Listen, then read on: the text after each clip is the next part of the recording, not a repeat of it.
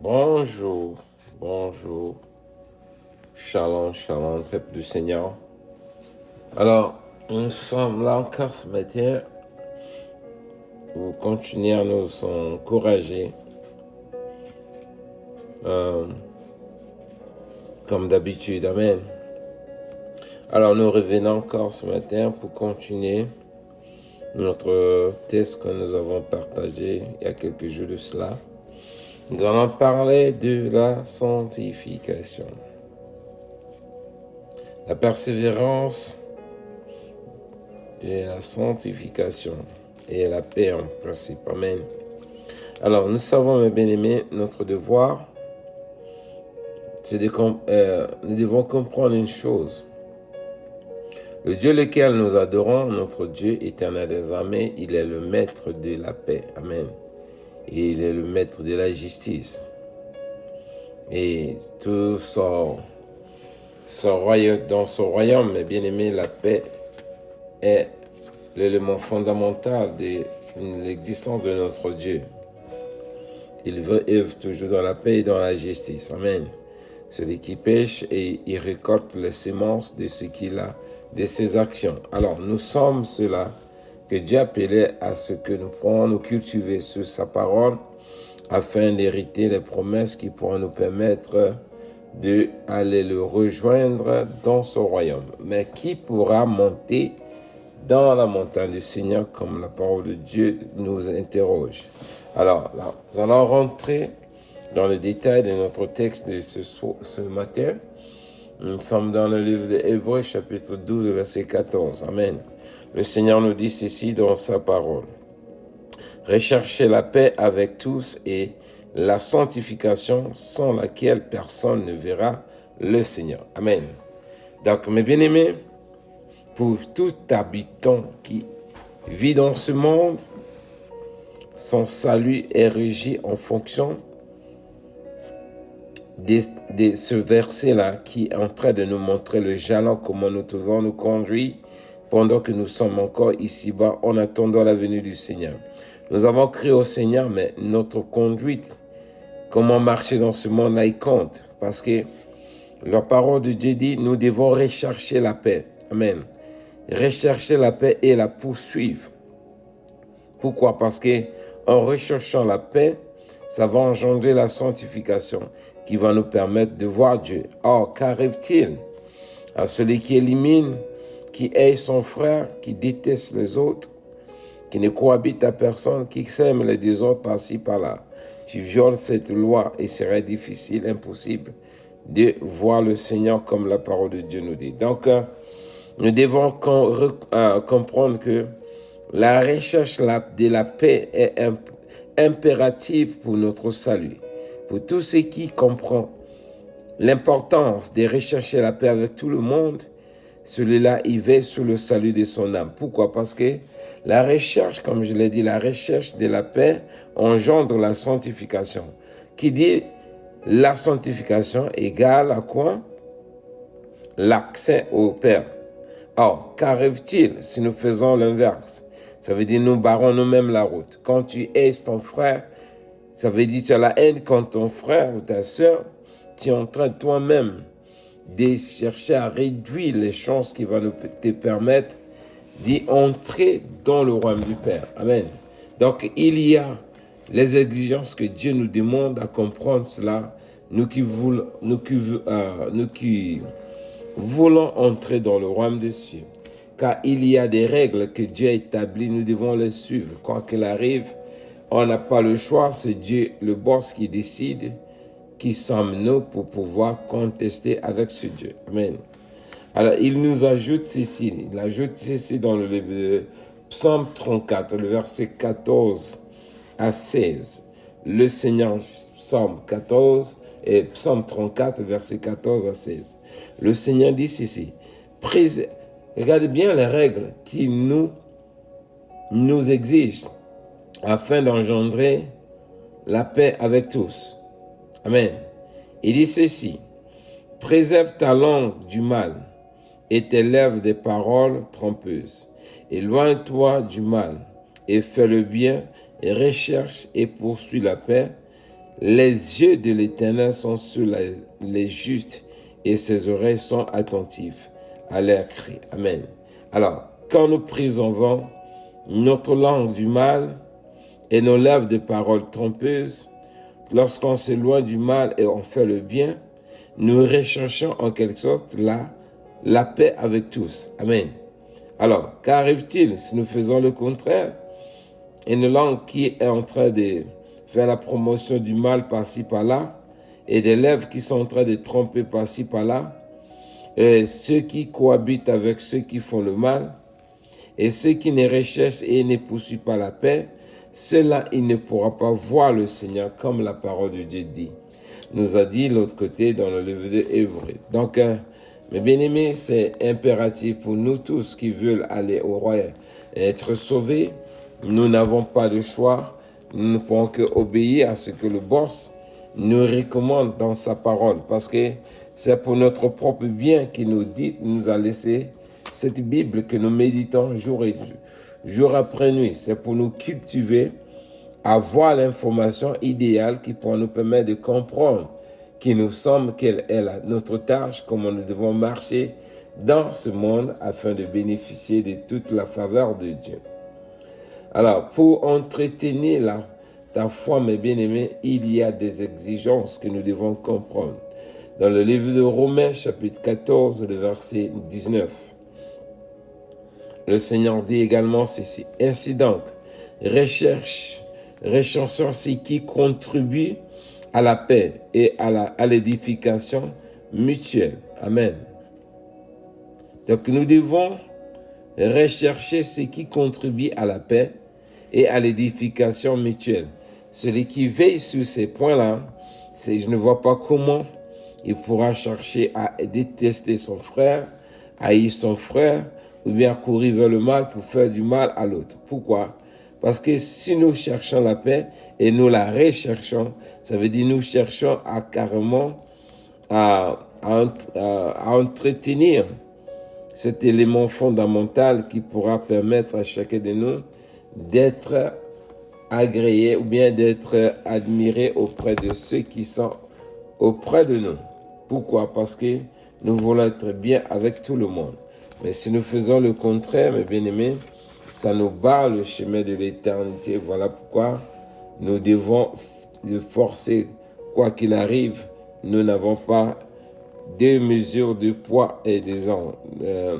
Le choix à faire, le seul choix que Dieu nous demande, c'est de marcher de cette manière afin d'hériter les promesses de Dieu. Parce que dans Romains la parole de Dieu vient nous éclaircir bien promptement comment nous devons comprendre ce verset. Parce qu'il est dit, plutôt dans le livre de 1 Corinthiens chapitre 14, le verset 12 ajoute également ceci. De même, vous, puisque vous aspirez aux dons spirituels, que ce soit pour l'édification de l'Église que vous cherchiez à en posséder abondamment. Amen. Donc, pour que nous puissions développer la sémence du Saint-Esprit en nous, il est également impératif que chacun de nous comprenne que lorsque je recherche la paix, la sanctification, cela contribue à développer les dons spirituels qui sont en nous. Parce que je ne vois pas une personne qui déteste son frère, qui haït les autres et qui couvre le mal. Je ne vois pas comment il va avoir les dons spirituels, comment il pourra travailler avec ses dons spirituels, alors qu'elles doivent être au service des autres. Mais quand nous détestons les autres, nous faisons le contraire. Voilà pourquoi nous devons comprendre l'importance de chercher la paix et la poursuivre, parce qu'elle nous permettra de développer aussi nos dons spirituels afin que nous soyons en communion avec le Père et le servir également comme nous recommande, parce que c'est impératif, comme je l'ai dit. Amen. Nous n'avons pas un autre Dieu lequel nous devons nous confier, si ce n'est l'Éternel des armées qui nous parle encore ce matin de la paix et la sanctification. Alors, pour pouvoir développer ces éléments, mes bien-aimés, Matthieu, dans le livre de Matthieu, essaie un peu de nous donner quelques détails, comment nous devons réunir les éléments qui vont nous permettre d'entretenir la paix et la sanctification afin que notre foi soit vraiment inébranlable. Le Seigneur nous dit ici dans le livre de Matthieu, chapitre 5, verset 3, il dit « Heureux les pauvres en esprit, car le royaume des cieux est en eux. » Verset 4, « Heureux les affligés, car ils seront consolés. Heureux les débonnaires, car ils hériteront la terre. Heureux ceux qui ont faim et soif de la justice, car ils seront rassasiés. Heureux les miséricordieux, car ils obtiendront miséricorde. Heureux ceux qui ont le cœur pur, car ils verront Dieu. Heureux ceux qui procurent la paix, car ils seront appelés fils de Dieu. Heureux ceux qui sont persécutés pour la justice, car le royaume des cieux est pour eux. Heureux serez-vous lorsque on vous outragera, quand on vous persécutera et quand on dira faussement de vous toutes sortes de mal à cause de moi. Réjouissez-vous et soyez dans l'allégresse, parce que votre récompense sera grande dans les cieux, car c'est ainsi qu'on a persécuté les prophètes qui ont été avant vous. Parole du Seigneur. Alors, mes bien-aimés, le Seigneur nous parle ici des éléments que chacun de nous doit porter dans sa foi afin de conserver la paix et la sanctification avec les autres. Parce que si nous marchons selon tout ce que nous venons de partager dans le livre de Matthieu, notre foi sera saine et tout ce qui est en nous spirituellement pourra croître et le Seigneur pourra se manifester dans la vie de chacun de nous et pourra voir la gloire du Seigneur tel qu'il nous dit. Amen. Donc, nous n'avons pas de choix, nous n'avons pas d'excuses. Ce que nous devons faire, c'est d'écouter ce que le Père nous parle encore ce matin. Dans le livre, dans le verset 5, il nous dit ceci. Heureux les débonnaires, car ils hériteront la terre. Amen. Ici, mes bien-aimés, ceux qui contribuent à être humbles, à marcher purement dans l'humilité dans ce monde, nous sommes en train d'accomplir une loi que Dieu avait laissée comme archive quelque part. Et c'est ceux-là qui marchent de cette manière qui pourront être bénéficiaires. Dans le livre de Genèse chapitre 3 et chapitre 13 plutôt, Genèse chapitre 13, verset 15 à 16. Écoutez ce que Dieu avait dit à notre Père Abraham. Genèse chapitre 13, verset 15 à 16. Le Seigneur nous dit ceci dans sa parole. Car tout le pays que tu vois, je le donne à toi et à ta postérité pour toujours. Je rendrai ta postérité comme la poussière de la terre, en sorte que si quelqu'un peut compter la poussière de la terre, ta postérité aussi sera comptée. Amen. Ici, c'est la promesse que Dieu avait faite à Abraham lorsqu'il s'est séparé de Lot. Dieu a dit à Abraham, lève les yeux vers le nord, regarde le sud, regarde l'est à l'ouest. Il dit, tout cette étendue, je te la donne.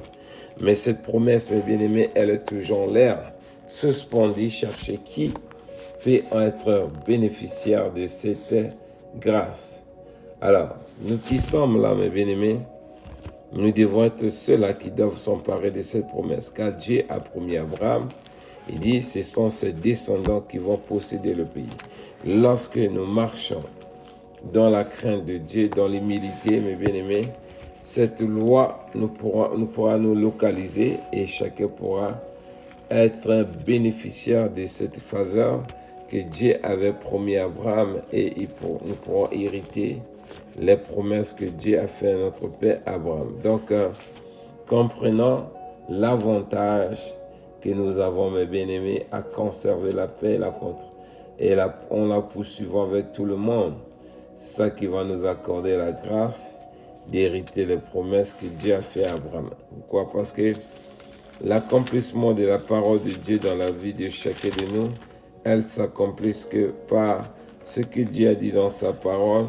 Si nous mettons cela en pratique, Dieu pourra aussi faire sa part et nous en serons bénéficiaires de toutes les promesses que Dieu a fait à nos ancêtres. Amen. Donc, cherchons la paix, cherchons vraiment à grandir spirituellement. Nous allons voir la gloire de Dieu et Dieu pourra se révéler à chacun de nous. Dans le livre de Deutéronome, chapitre 6, le verset 18, le Seigneur juste également ceci.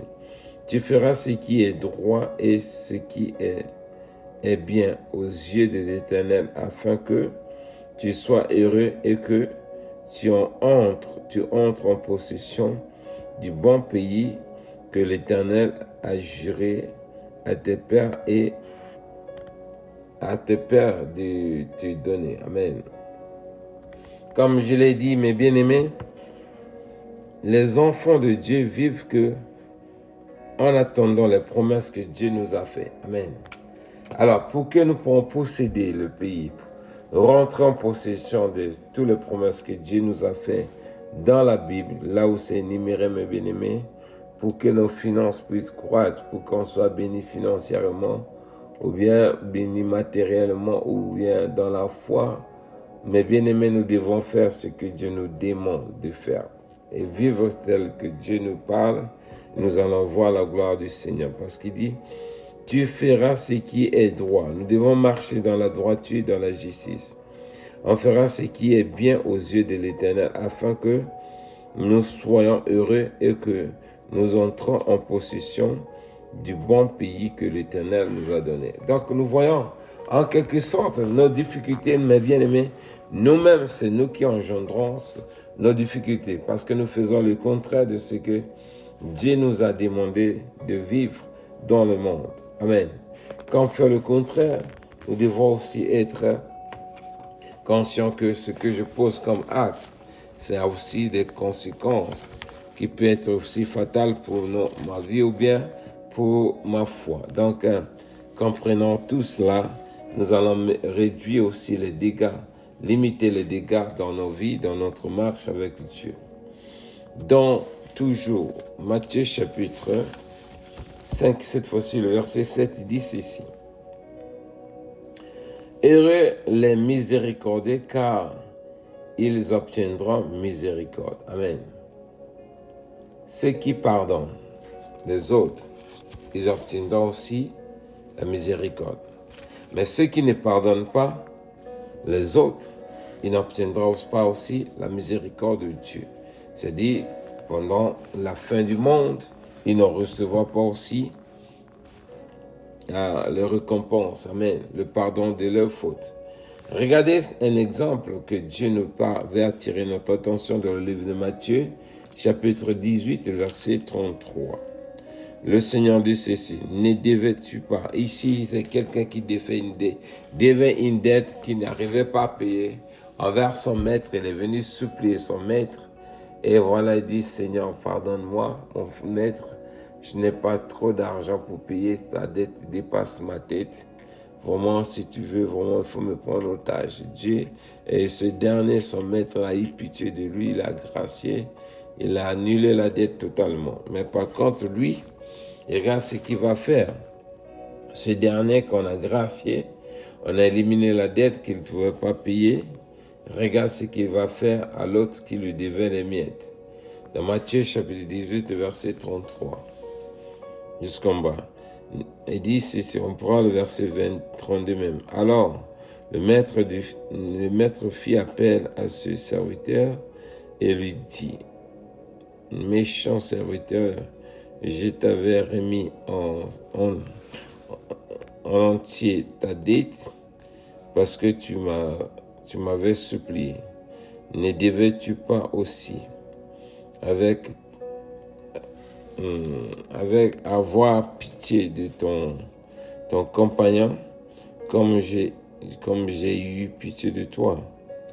Et son maître s'irrita et le livra au bon samaritain et le livra au bourreau plutôt, jusqu'à ce qu'il eût payé tout ce qu'il lui devait. Amen. Verset 35. C'est ainsi que mon Père céleste vous traitera aussi de vous, traitera si chacun de vous ne pardonne pas son frère de tout son cœur. Amen. Donc, ça vous dit, mes bien-aimés, si nous refusons la sanctification, nous refusons la crainte de Dieu, nous-mêmes nous faisons nous-mêmes mal. Ici, c'est quelqu'un que le Seigneur dit, il va rejeter son pardon, même s'il l'a sollicité avec les larmes, comme Esaü l'a fait. Donc, comprenons que nos business, nos activités dépendent également de notre marche, de notre réussite pour la manière dont nous vivons dans ce monde. Ça peut aussi déterminer comment la faveur de Dieu va se manifester dans nos activités. Mais si nous ne voulons pas posséder le pays, faisons seulement le contraire de ce que Dieu nous parle ce soir. Mais si nous voulons posséder le pays, exécutons promptement ce que Dieu nous a dit. Nous allons voir la gloire du Seigneur. Amen. Alors dans le livre de Psaume, verset 8, et Matthieu chapitre 5, verset 8, il dit ceci: heureux ceux qui ont le cœur pur, car ils verront Dieu.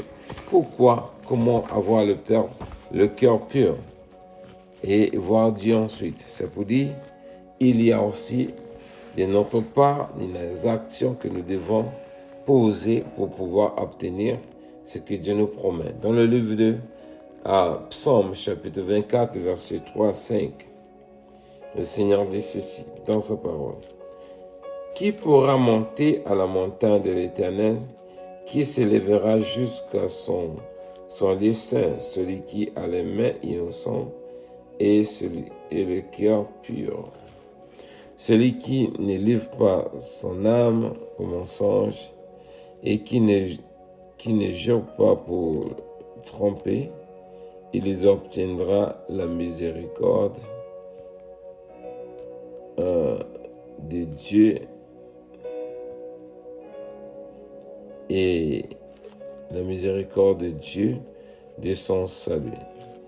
Voilà le partage de la génération qui invoque l'Éternel, de ceux qui cherchent ta face, Dieu de Jacob.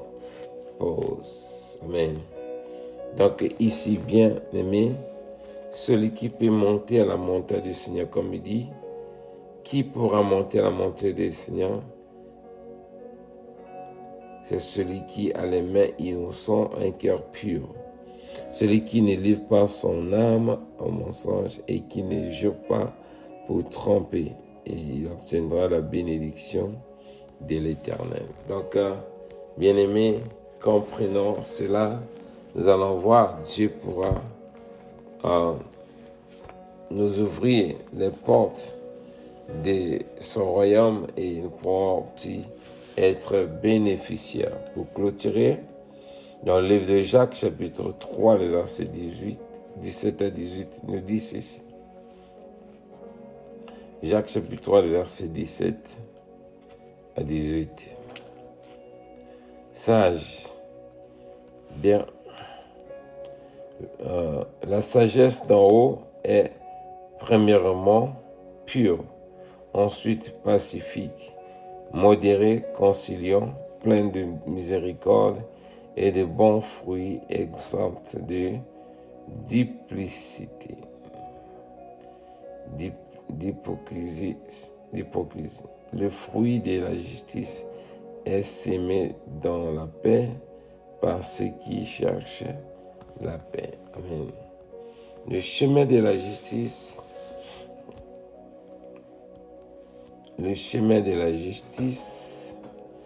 comme il dit, amen. Le Seigneur dit ceci: la sagesse d'en haut est premièrement pure. Quand on dit on est sage, c'est-à-dire on va avoir un cœur pur, quoi qu'il arrive. Ensuite, pacifique, modéré, réconcilié.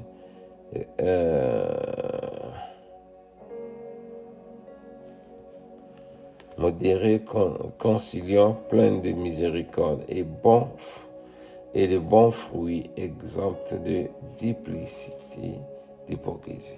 Le fruit de la justice est semé dans la paix par ceux qui la recherchent. Si nous marchons dans la justice de Dieu, nous ne pourrons que chercher quoi? Rechercher la paix et la sanctification avec tout le monde. Pourquoi? Ça qui pourra nous permettre de monter sous la montagne du Seigneur. Pourquoi? La nature de notre Dieu consiste à avoir la paix, à vivre en paix avec tous. Voilà pourquoi nous tous qui sommes ses enfants, comprenons cela, vivons de cette manière, Dieu pourra se glorifier dans nos vies. Amen. Amen. C'est un peu ce qu'on avait ce matin à partager. Que Dieu nous bénisse, que Dieu nous protège. Shalom, shalom, bye.